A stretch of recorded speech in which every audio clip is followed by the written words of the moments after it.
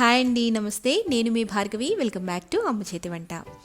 ఇవాల్టి వీడియోలో సింపుల్గా ఆలుతో ఒక మంచి టేస్టీ పలావ్ రెసిపీని చూపించబోతున్నాను.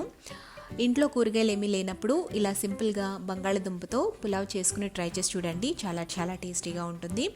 ఇందులో బిర్యానీలోకి వేసే స్పైసెస్ ఇంగ్రీడియంట్స్ని ఎక్కువ యాడ్ చేయమన్నమాట. సో తినేటప్పుడు హెవీగా లేకుండా లైట్గానే ఉంటుంది, అలాగే టేస్టీగా ఉంటుందన్నమాట. ఇలా సింపుల్గా రైతా తయారు చేసేసుకుని దాంతో సర్వ్ చేసేసుకోవచ్చు. సో లేట్ చేయకుండా ఆలూ పలావ్ని ఎలా తయారు చేసుకోవాలో చూసేద్దాం. ఫస్ట్ స్టవ్ మీద ఒక దలసరిగా ఉండే కడాయి పెట్టుకుని అందులో 3 టేబుల్ స్పూన్ల ఆయిల్ వేసుకోండి.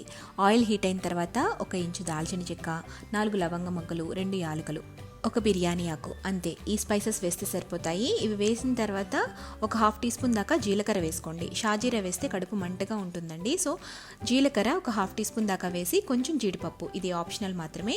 జీడిపప్పు కూడా వేసిన తర్వాత కొంచెం ఫ్రై చేయండి. ఆ తర్వాత కొద్దిగా కరివేపాకు, కారానికి తగినట్టు 4 లేదా 6 పచ్చిమిర్చిని చీల్చుకుని వేసుకోండి. అలాగే 1 ఉల్లిపాయని ఇలా సన్నగా స్లైసెస్గా కట్ చేసుకుని యాడ్ చేసుకుని ఉల్లిపాయ కొంచెం వేగేంత వరకు బాగా ఫ్రై చేసుకోండి. ఉల్లిపాయ వేగిన తర్వాత ఇందులోకి 3 టీ స్పూన్ల అల్లం వెల్లుల్లి పేస్ట్ లేదా 1 టేబుల్ స్పూన్ అల్లం వెల్లుల్లి పేస్ట్ని వేసి పచ్చివాసన పోయేంత వరకు బాగా ఫ్రై చేసుకోండి. అల్లం వెల్లుల్లి పేస్ట్ వేగిన తర్వాత 1 కప్పు అంటే చిన్న సైజు ఉండేవి 2 బంగాళదుంపలు తీసుకుని ఇలా పైన తొక్కంతా తీసేసి పెద్ద ముక్కలుగా కట్ చేసుకుని వేసుకుని ఫ్రై చేసుకోండి. ఇది కొంచెం ఫ్రై చేసుకున్న తర్వాత ఇందులోకి రుచికి సరిపడా ఉప్పు వేసి మూత పెట్టేసి ఒక 2 మినిట్స్ పాటు లో ఫ్లేమ్లో మగ్గించండి. కొంచెం మగ్గిన తర్వాత ఒకసారి గరిటెతో బాగా మిక్స్ చేసుకుని ఇందులోకి 2 టీ స్పూన్ల ధనియాల పొడిని యాడ్ చేసుకోవాలి. ధనియాల పొడి వేసిన తర్వాత 1 నిమిషం పాటు లో ఫ్లేమ్లో బాగా కదుపుకోండి. ఇప్పుడు ఇందులోకి మనం రైస్ని యాడ్ చేసుకుందాము. నేను ఆల్రెడీ 1 గ్లాస్ బాస్మతి రైస్ తీసుకుని 1 అరగంట పాటు బాగా నానబెట్టుకున్నాను అనమాట. ఇలా నానబెట్టుకున్న బాస్మతి రైస్ని వాటర్ లేకుండా డ్రైన్ చేసేసుకుని ఆ రైస్ని ఇందులోకి యాడ్ చేసేసుకోవాలి. రైస్ వేసేసిన తర్వాత ఒక 2 నిమిషాల పాటు లో ఫ్లేమ్లో బాగా తిప్పుతూ ఉండాలన్నమాట. ఇలా చేయడం వల్ల రైస్ అనేది పొడిపొడిలాడుతూ వస్తుంది.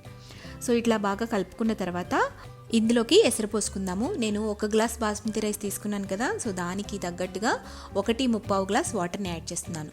బాస్మతి రైస్ పాత బియ్యం అని, కొత్త బియ్యం అని చాలా రకాలు ఉంటాయి. దాన్ని బట్టి మనం వాటర్ యాడ్ చేసుకోవాలన్నమాట.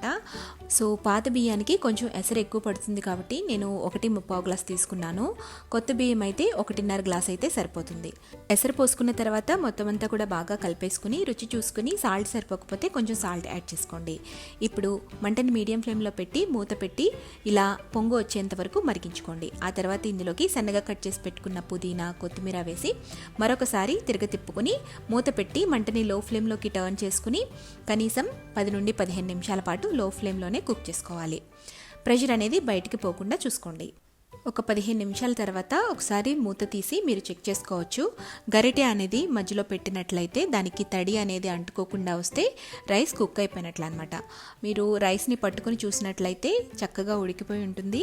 లేదా మీకు పలుకుగా తగిలినట్లయితే మరి కొంచెం వాటర్ని స్ప్రింకిల్ చేసి మూత పెట్టి లో ఫ్లేమ్లో మరొక 5 మినిట్స్ పాటు కుక్ చేసుకుంటే పొడిలాడే బంగాళదుంప పులావ్ రెడీ అయిపోతుంది. చాలా ఈజీగా తయారు చేసుకోవచ్చు, చాలా సింపుల్గా తయారు చేసుకోవచ్చు. ఇలా ఉడికిపోయిన తర్వాత స్టవ్ ఆఫ్ చేసేసుకుని మూత పెట్టేసి పక్కకు దించేసి ఒక 5 మినిట్స్ పాటు ఉంచి ఆ తర్వాత సర్వ్ చేసుకోండి. సో ఈ పలావ్ని రైతాతో కానీ లేదంటే ఏదైనా గ్రేవీ కర్రీని కానీ వేసుకుని సర్వ్ చేసుకుంటే చాలా టేస్టీగా ఉంటుంది. మీకు ఏదైనా గ్రేవీ కర్రీస్ కావాలి అనుకుంటే కింద డిస్క్రిప్షన్ బాక్స్లో నేను లింక్స్ ఇస్తాను, అవి చెక్ చేయండి.